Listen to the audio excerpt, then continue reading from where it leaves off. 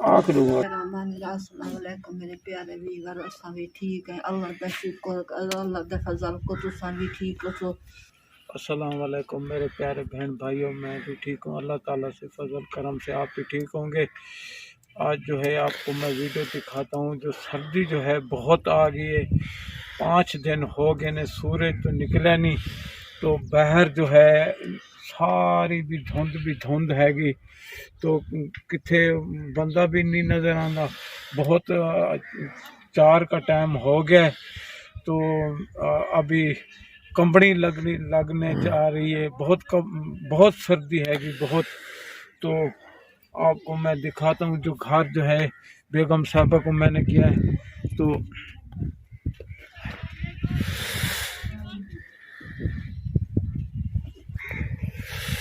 बेगम साहबा को मैंने किया है, जो तुम जो है खाना को बना लो, खा के ना फिर तो हम अंदर बढ़ जाएंगे।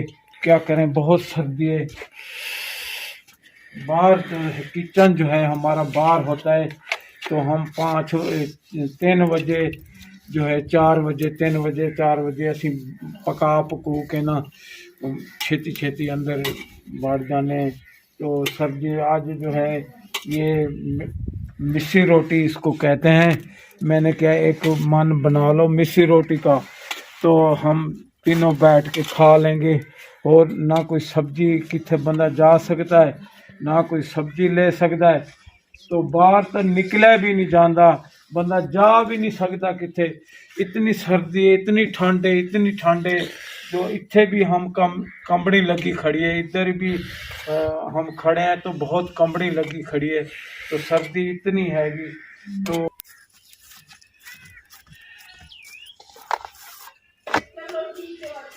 अस्सलामुअलैकुम मेरे प्यारे वीवर, असां भी ठीक है। अल्लाह दा शुक्र, अल्लाह दा फजल को तुसां भी ठीक हो।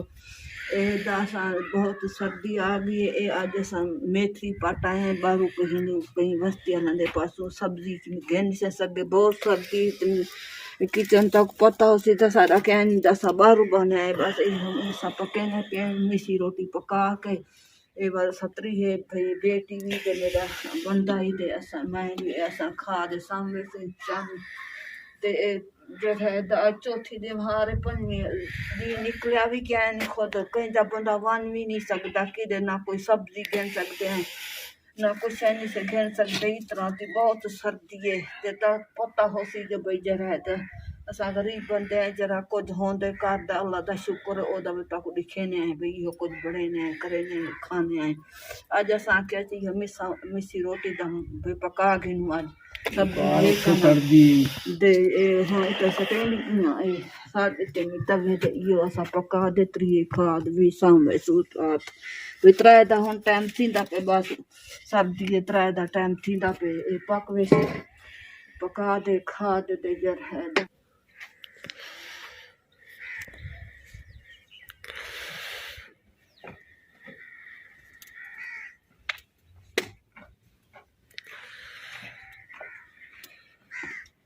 छेती बनाओ बेगम साहबा, जल्दी बनाओ, बना के ते ये कोई धा सकते हैं ना।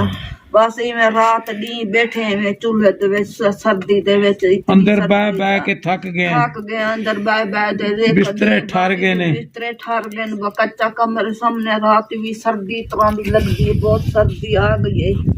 लकड़ी हाथी दी तक पता सी भेड़ भैया बस कहीं जो चौन पचौना ने गुजारा करे देते हैं। गरीब बंदे मोल नाल ता खेल नहीं सकते। बस ये बिना कोई जंगली चाहन है बले ने कुछ खेन मांगन है कहीं गुजारा करें देते हैं। बस क्या करूं सर्दी ने साडा जीना हराम कर दिता है। मचन के बुके हैं बड़वा इतने महंगा सिलाइन इतने हाथी महंगी है। किचन दे भी के किचन बड़े उते छती जा बड़े ये गुजारा है। अल्लाह दा शुक्र करें दे पे वक्त नहीं बेंदे पे।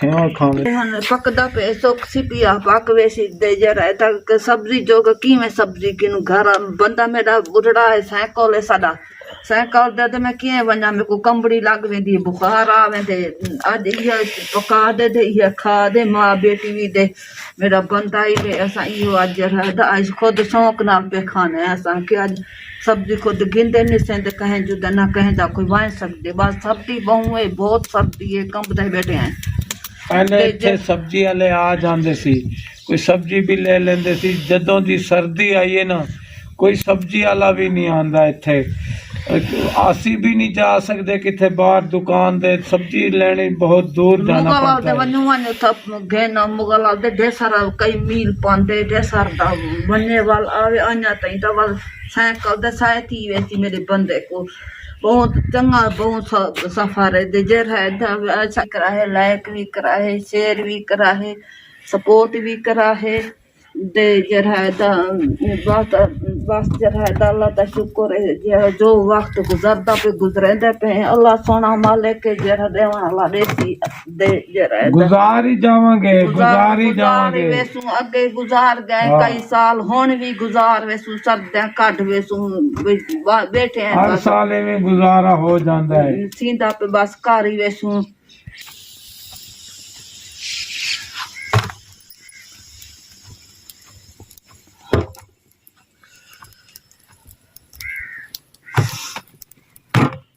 पक गए हुन मैं बेटी को भी दे दिते बंदा मेरा भी हुन खांदा पे असा गरम गरम खा लो ते जर है दा सर्दी भी नहीं लगेगी करे भी करा है लायक भी करा है शेर भी करा है आ तो को दिखा देती जर है ए हुन पक गए जरा को पका के दे बस ते जर सर्दी बहुत आ गई सी साथ जाड़े ठीक है मसा करे भी करा है लायक भी करा है शेर भी करा है ते जर है दा यो भेण भाई बेराल ते जर है दा सपोर्ट भी करा है दे सारा वास्ते ते दुआ भी करे सू अल्लाह दा शुक्र है सारा वास्ते करे सू उना को दुख तकलीफ उना दी दूर करे अल्लाह पाक दे आज दी जो तक दिखा चुके हैं दे फजे नवी समी दे खुदा हाफिज।